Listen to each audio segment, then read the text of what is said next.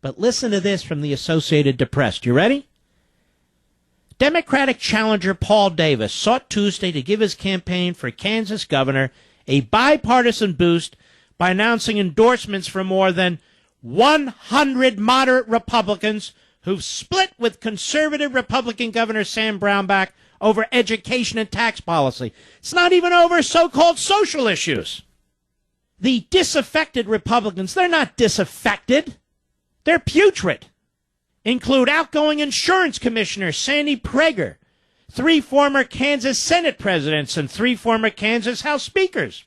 More than half are former legislators, and the list includes former U.S. Representative Jan Myers, liberal, who represented the Kansas City area 3rd District from 1985 to 1997. They announced that they formed Republicans for Kansas Values. Just look at the lengths to which these phony Republicans will go to screw a conservative, an incumbent governor of Kansas.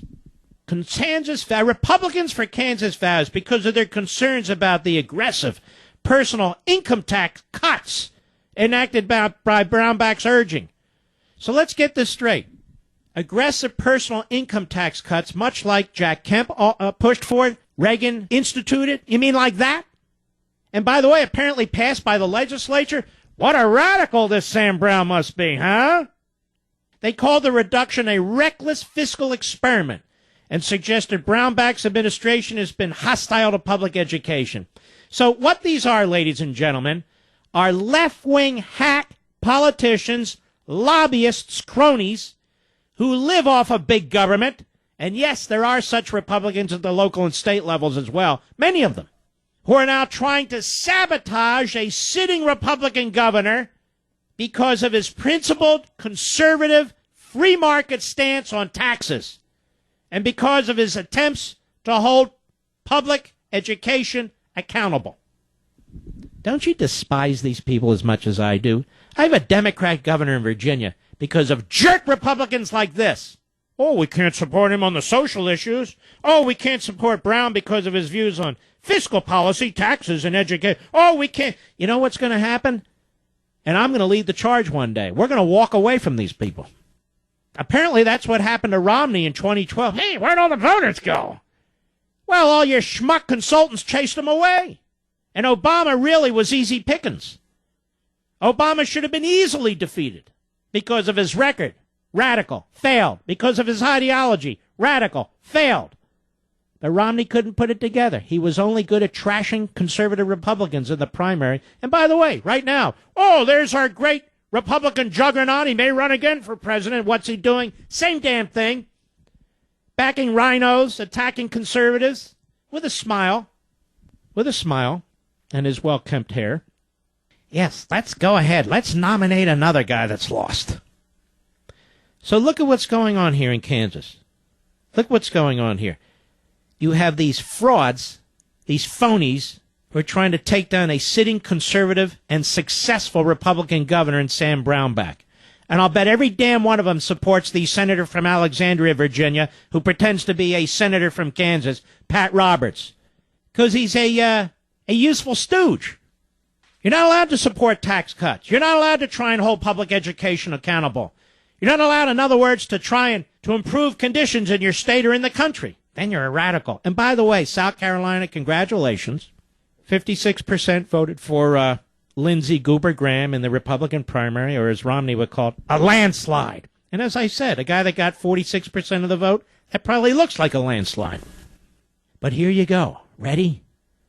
Former New York City Mayor Micah Bloomberg gave $250,000 to the super PAC supporting Lindsey Graham in the primary battle he won. A source familiar with the donation told Politico. Ooh.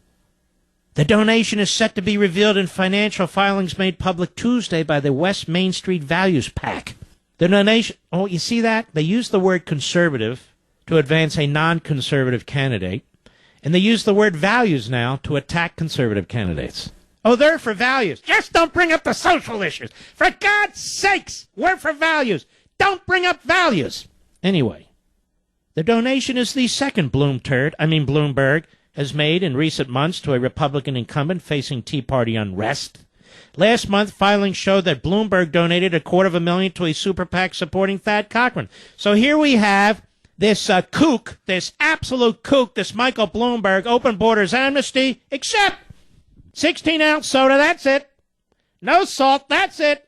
No trans fat, that's... Why don't you shut up, you billionaire jerk, and get out of our lives? But anyway, there he is, clandestinely. $250,000 into a PAC to support Lindsey Graham in the Republican primary. Mr. Let's Kill the Second Amendment. Mr. Gun Control. Did you know this, South Carolina? Well, how come Lindsey Graham didn't reveal it to the world? Did he not know about it? You mean to tell me that Bloomberg didn't call up the phone in his usual humble self and say, hey, Lindsey, I'm going to get you elected? I bring up these stories not to upset you, but to expose what's going on here. The Chamber of Commerce, big crony capitalists and corporatists. Bloomberg, a billionaire who could just as easily be a Democrat and a Republican and independent, has been all three, trying to disarrange the Constitution of the United States, backing phony conservatives like Lindsey Graham, backing the Walking Dead, if you will, and I say with all due respect, Thad Cochran. Hey, did I get elected? Well, you won the Republican primary. Great. What's for breakfast? Anyway, there you have it. All a bunch of sleazebags, if you ask me.